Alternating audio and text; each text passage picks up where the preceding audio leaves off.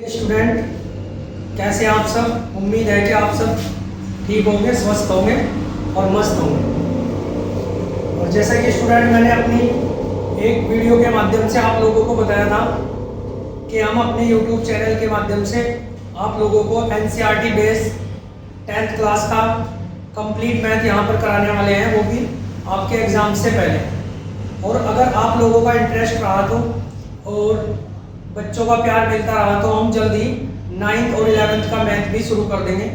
और फिर देखते हैं, अगर और क्लासेस की आपको ज़रूरत होगी तो कोशिश करेंगे। जैसे कि आपको इंग्लिश से संबंधित कोई प्रॉब्लम है तो 10th और 9th क्लास या 11th की इंग्लिश भी हम यहाँ पे जल्दी शुरू कर देंगे। ठीक है स्टूडेंट, तो पहली वीडियो को आप, हालांकि वो वीडियो हमारे किसी मतलब पढ़ाई से संबंधित उसमें कोई कंटेंट नहीं था, सिर्फ एक जानकारी के लिए दिया था, लेकिन उसको आप लोगों ने बहुत प्यार दिया। ऐसे ही सपोर्ट अगर आप करते रहे तो हम आपको ये वादा करते हैं आप सब लोगों से कि हम आपको कंप्लीट तैयारी यहीं पे अपने इस प्लेटफॉर्म पे कराएंगे। ठीक है, तो जैसा कि मैंने आप लोगों को बताया था कि हम मैथ शुरू करेंगे, तो आज मैं आपको थोड़ा ये बताने के लिए यहाँ पे आया हूँ ताकि हमें पता चल जाए कि हमारी रूपरेखा क्या है। एक तरीके से हम ये तैयार कर लें कि हमें पढ़ना क्या है, यानी सिलेबस की बात हम करेंगे आज सबसे पहले हम सिलेबस को जानेंगे कि हमारा जो एनसीईआरटी 10th क्लास में जो सिलेबस है हमें क्या क्या पढ़ना है, क्या क्या नहीं पढ़ना है। ठीक है, तो इसमें अगर मैं स्टूडेंट बात करूं तो हमें मेन जो है वो 8 टॉपिक पढ़ने होते हैं, है ना। उसमें सब पॉइंट भी है ना, उसमें सब टॉपिक भी है बीच बीच में, जैसे इसके 2 पार्ट हो गए, है ना, इसके 4 पार्ट हो गए, इस तरीके से। और फिर मैंने इनको को डिवाइड किया है कि कौन कौन से पोर्शन से, कौन कौन से टॉपिक से कितने कितने मार्क्स का जो क्वेश्चन आपको एग्जाम में देखने को मिलता है। तो अगर मैं यहाँ पर आपसे बात करूँ सबसे पहले, तो उसमें सबसे पहले नंबर 1 पे हमें जो पढ़ना है वो पढ़ना वास्तविक संख्या में आप, तो जो है मैं इस लेवल से पढ़ाने की कोशिश करूँगा कि आपको आने वाले समय में भी, यानी अगर आप कंपटीशन वगैरह या कहीं पर भी जहाँ पर भी मैथ आता है उसमें अगर आप बैठोगे तो आपको बहुत अच्छा लगेगा।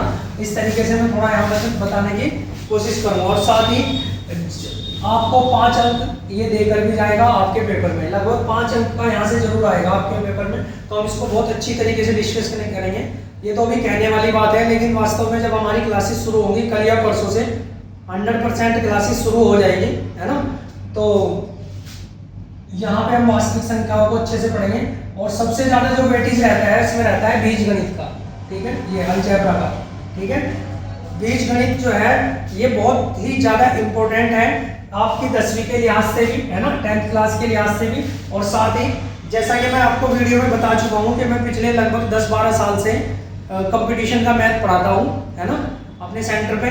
तो सेम उसी चीज को ध्यान रखते हुए मैंने इस क्लास शुरू की है और उस लेवल से आप लोगों को पढ़ाया जाएगा ताकि आपको कंपटीशन में बैठ के बिल्कुल भी ऐसा ना लगे बाद में कि हमने क्या पढ़ाया। और फर्दर जो 11वीं और 12वीं में आप जाएंगे मैथ करेंगे तो आपको बहुत हेल्प यहाँ से मिलने वाली है। तो बीजगणित को हम इस तरीके से पढ़ेंगे। इसमें क्या क्या पढ़ना है, देखो इसमें बहुपद पढ़ना है जो मोस्ट इंपोर्टेंट है ना। दो चर वाले रेखीय समीकरण इसमें पढ़ने हैं। द्विघात समीकरण वेरी वेरी इंपॉर्टेंट, ये पढ़ना है।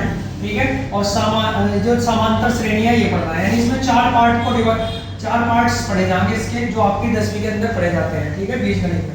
उसके बाद आती है 3rd नंबर पे निर्देशांक ज्यामिति, है ना। ये निर्देशांक ज्यामिति जिसमें हम बात करते हैं ना x की, y की, है ना, x1 y1, यानी जैसे मैं 3 4 इस तरीके से जो निर्देशांक होते हैं हमारे, उस तरीके से यहाँ की निर्देशांक ज्यामिति में ये लगभग 5 नंबर का आप पे आएगा और ये 18 नंबर का आएगा, है ना।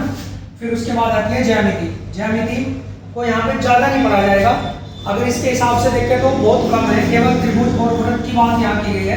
त्रिभुज में भी वैसे तो काफी सारी चीजें हैं, जैसे समरूप है ना, सिमिलरिटी वगैरह, समरूप है, सर्वांशम है, ये सारी चीजें बहुत डिटेल से मैं आप लोगों को बताऊंगा।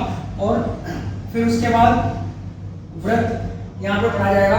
देन 5th नंबर पे आता है आपका त्रिकोणमिति, बहुत इंपॉर्टेंट चैप्टर है ये भी, है ना। 12th में भी आपको देखने को मिलेगा बहुत अच्छे लेवल पे। ठीक है, त्रिकोणमिति का बेस यहाँ से शुरू होता है, तो इसलिए आप बहुत अच्छे से यहाँ पे हम त्रिकोणमिति को डिस्कस करने वाले हैं। और साथ ही 12 नंबर आपको ये देगा आपके 10th क्लास के एग्जाम में। फिर उसके बाद आता है क्षेत्रफल, है ना, क्षेत्रफल आयतन यानी मेंसुरेशन हम पढ़ेंगे यहाँ पे, वो भी 10 नंबर का है, जिसमें हमें क्षेत्रफल आयतन और वृत्त वगैरह, वृत्त यहाँ भी पढ़ा जाता है ना। जब हम इसको पढ़ेंगे तो आपको थोड़ा सा डिफरेंस है, यहाँ पे हम कोण वगैरह की बात करेंगे, यहाँ पे हम क्षेत्रफल की बात करेंगे। वृत्त दोनों जगह पढ़ना है हमें। फिर उसके बाद आता है हमारा सांख्यिकी, है ना, यानी स्टैटिक्स, तो 5 नंबर का। फिर प्रायिकता यानी प्रोबेबिलिटी 5 नंबर की। तो ये सारी चीजें हमें कवर करनी है। आज सिर्फ इतना ही बताने के लिए मैं आप लोगों के सामने हाजिर हुआ था, ताकि आप लोगों को पता चल जाए कि हमारी जो क्लासेस है वो कल से या परसों से, मे भी आज से शुरू हो जाए, है ना। कल से तो आपको लगभग वीडियो मिल ही जाएंगी। कुछ इश्यूज होते हैं नया सेटअप करने के लिए, बहुत सारी चीजें होती हैं, तो आप थोड़ा समझने की इस चीज को कोशिश करेंगे। और उम्मीद है कि आप लोग जो है इस वीडियो को भी बहुत प्यार देंगे, बहुत सपोर्ट करेंगे। अगर आप लोगों की सपोर्ट रही तो मैं आपसे वादा कर चुका हूं कि आपको मैथ सिखाने की जिम्मेदारी मेरी है। एक बार आप यहां से मैथ पढ़ लिए, फिर आपको लगेगा कि वास्तव में मैथ जो है वो बहुत ईजी है। ठीक है स्टूडेंट, तो आज के लिए इतना ही।